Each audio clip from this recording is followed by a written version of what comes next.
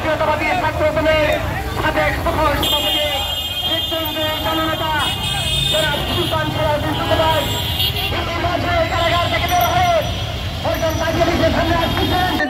সংগ্রামী সভার সভাপতি সাবেক ছাত্র নেতা মঈনুল ইসলাম নয়ন উপস্থিত আছেন। জাতীয়তাবাদী যুব দলের ঢাকা মহানগর দক্ষিণে বক্তব্য রাখবেন জাতীয়তাবাদী যুব দলের বিপ্লবী সহ সভাপতি জনাব মঈনুল ইসলাম নয়ন।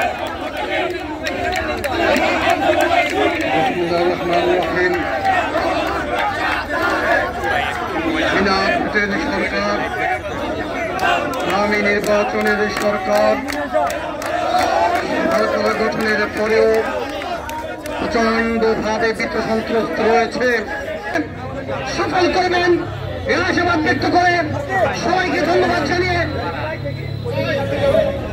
বন্ধুরা আমার আজকে যারা কষ্ট করে কারাগারের থেকে সুলতান সালাউদ্দিন টুকুর মুক্তি উপলক্ষে কারাগার প্রাঙ্গণে গিয়েছিলেন তাকে অভ্যর্থনা জানিয়ে পুরো পথ জুড়ে স্লোগান দিতে দিতে পার্টি অফিস পর্যন্ত নিয়ে এসেছেন।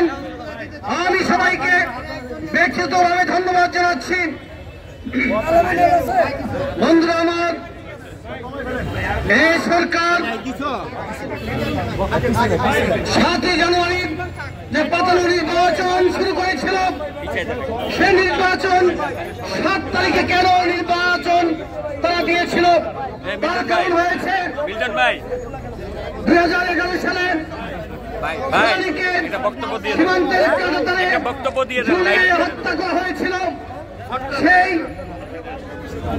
সেনানীর হত্যাকারীদেরকে দায় মুক্ত করার জন্য এই সরকার 7 তারিখে নির্বাচন দিয়েছে। বন্ধুরা আমার কিন্তু দেশের মানুষ দেশকে এই স্বৈরাচারী শেখ হাসিনার মুক্ত বাংলাদেশ করতে হবে, স্বৈরাচারকে হটিয়ে গণতন্ত্র পুনরুদ্ধার করতে হবে দেশ নায়ক তারেক রহমানের নেতৃত্বে। ইনশাল্লাহ বাংলাদেশের জনগণ যুব সমাজ ইনশাল্লাহ আগামী দিনে ঐক্যবদ্ধভাবে রাজপথে থেকে এই সরকারের পতন ঘটিয়ে দেশ নায়ক তারেক রহমানের নেতৃত্বেই বাংলাদেশের মানুষ গণতন্ত্র মুক্ত করবে ইনশাল্লাহ।